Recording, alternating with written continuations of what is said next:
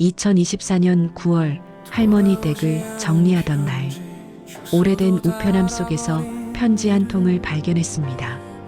봉투는 누렇게 발에 있었고 우표는 1974년 것이었습니다.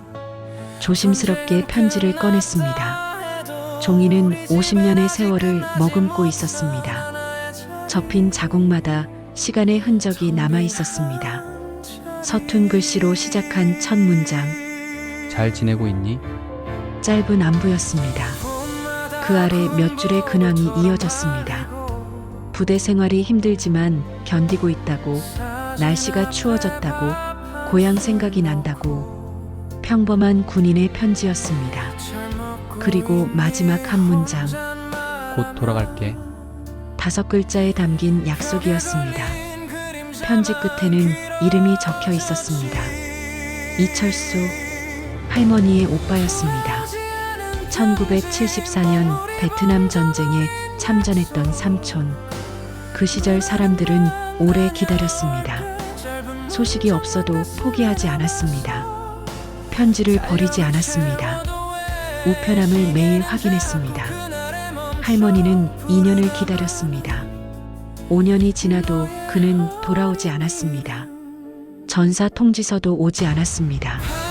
실종 통보만 있었을 뿐입니다.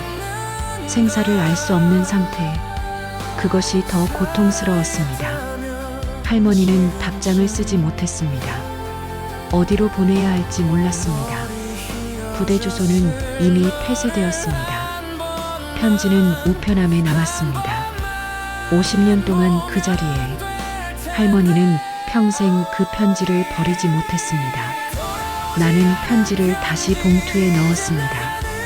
할머니가 그랬던 것처럼 돌아오지 않은 사람을 위해 남겨두는 것, 그것이 기다림의 의미였습니다. 할머니는 3년 전에 돌아가셨습니다. 임종 직전까지 오빠 이름을 부르셨다고 합니다. 철수야, 언제 오니? 편지는 지금도 그 우편함에 있습니다.